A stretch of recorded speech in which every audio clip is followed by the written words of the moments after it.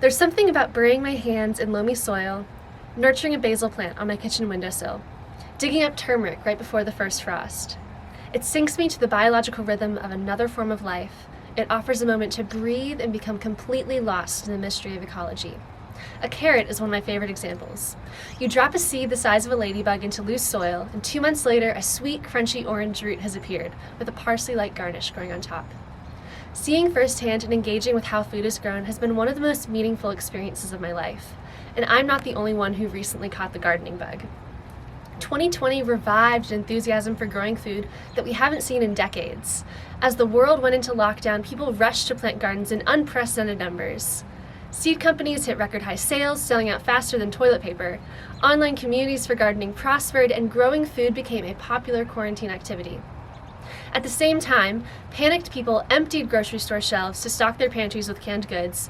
Meanwhile, industrial farms, who lost the business of major institutions, were left with no option other than burying millions of pounds of perfectly good produce in mass graves. We often turn to history to understand the present, and our nation's ebb and flow of hyperlocal home gardening emerging when our food sources become unstable suggests that a vision of localized food production might be within reach. At the peak of the home garden movement last century, 40% of all produce was coming from people's yards. I believe we can get there again. These waves of gardening enthusiasm have garnered wide political and popular support. One of the first known times this trend emerged was in Detroit in the late 18th century. Vacant lots were transformed into food-producing land called potato patch farms. Into the Great Depression, relief gardening programs commenced to fight hunger, poverty, and stress. During both World War I and World War II, the infamous Victory Gardens were born, accompanied by national gardening programs to equip Americans with skills to grow food. But where are these programs and resources now? The reality is, food sits at the center of almost every complex social ecological problem facing our society today. Our food system is a leading driver of environmental degradation and biodiversity loss, accounting for a quarter of global greenhouse gas emissions, threatening the resilience of our climate and ecosystems. With the way that we currently farm, we expend 10 times more energy in the form of fossil fuels than we actually receive in calories. Unhealthy eating is the greatest risk factor for death and disease and heavily burdens our healthcare system.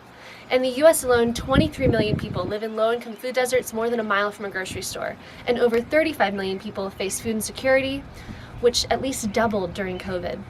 Despite the apparent scarcity of healthy food, the EPA estimates that nearly 1/3 of all food we produce is wasted, making it the top contributor to landfills.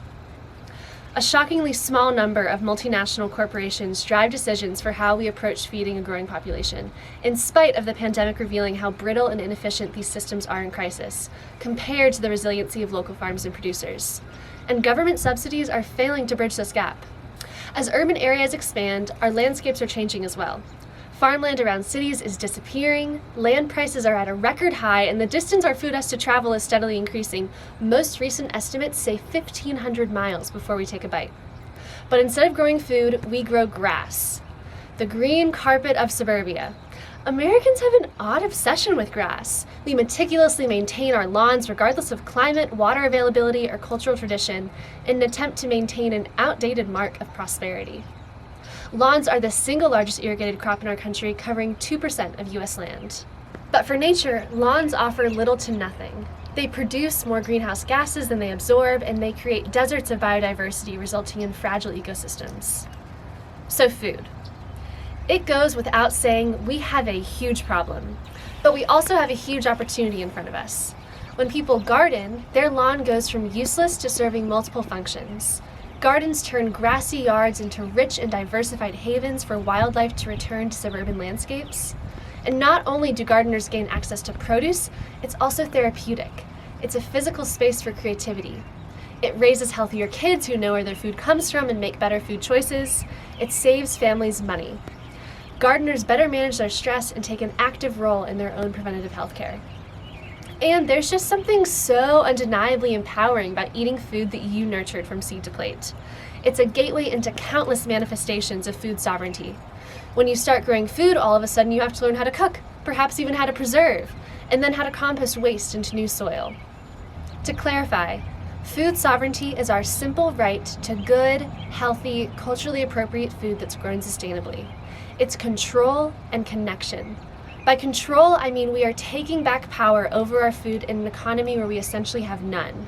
And by connection, I mean reclaiming a deep appreciation for where and how our food is grown in a corporate food system that has severed this bond. And when I say good food, I mean food that's safe and organic, food that's nutrient-rich because it hasn't been harvested prematurely or traveled from far away, food that supports the livelihoods of farm workers, food that does no harm. So all of a sudden, putting on gardening gloves and picking up a trowel becomes a powerful action. It gives us independence from volatile globalized supply chains and rewrites our ingrained capitalist idea that if you can't buy it, you can't have it. When you're in a garden, with your knees pressed into cool soil, you realize, like I realized, that I'm in a partnership with the natural world. I'm not the one in charge.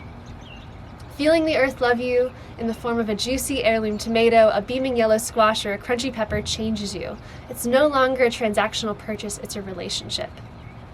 I've been exploring these ideas over the last year, completing my undergraduate thesis, surveying gardeners and examining the capacity to implement gardening in my own community. Here's what I've taken away. Of the gardeners who participated in my survey, the majority were white, women, over the age of 40, and have at least a bachelor's degree. 83% live in single-family homes, but garden in a variety of settings, from rural to urban.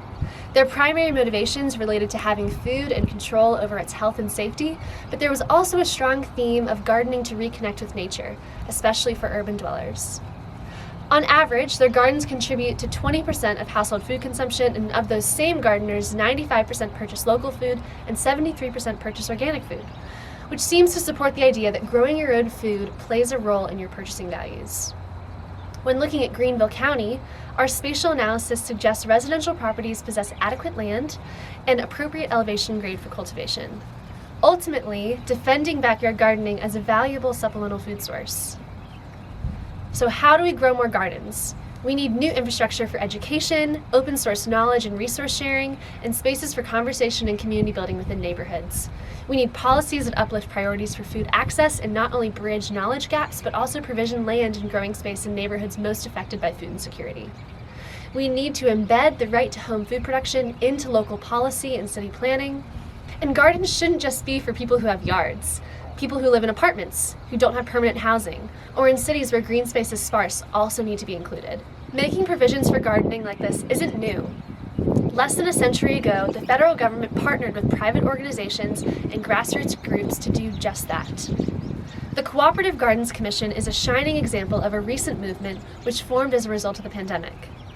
This collective of volunteers is building a network of seeds, tools, land, and knowledge across the world in response to persistent food injustice. Another activist, Leah Penniman of Soulfire Farm, says, "To free ourselves, we must feed ourselves." Her voice, alongside countless others gaining momentum, is transforming gardening into a powerful tool for decentralizing our food system through universal food access with dignity, localized mutual aid, and redistribution of land, wealth, and resources. Because not everyone can access or afford locally farmed food, it's also important to fund and expand initiatives such as mobile markets, community gardens, and nonprofits who are helping build food justice, while continuing to hold corporations and our policymakers accountable to higher standards and sustainability. The benefits from gardening are only benefits if they accumulate in a way that's equitable. In our Greenville community, Mill Village is a shining example of educating communities on growing food and making produce available for all. When the pandemic began, they jumped into action, delivering thousands of fresh food boxes every week. The Furman Farm, where I'm standing now, was transformed from tennis courts into a quarter-acre organic practice farm. It now grows dozens of fruits and vegetables and helps facilitate the compost of food waste from our dining facilities, while also providing a space for experiential learning. Stepping onto my university's farm was one of the first times on a farm in my life. To connect experiences harvesting broccoli and spinach with seeing labeled ingredients from the Furman Farm in the dining hall prompted me to wonder where all the other food I consume was grown. So, universities also have a unique power to lay thoughtful foundations for students' lifelong purchasing decisions. At this point, hopefully you're thinking about your own yard, rooftop, or porch. Here's what you can do. Stop thinking about it and take the first step. Go dig up your front lawn. Engage your neighbors. Research what grows in your zone. Learn about native species. Contact your local extension service. Explore coopgardens.com, where you can access free learning resources and walk through their Gardening 101 flowchart to identify first steps, whether you're gardening on 10 acres of land or 10 inches of your windowsill. Start frequenting a farmer's market, if you have one, instead of that national grocery chain. Buy an almanac!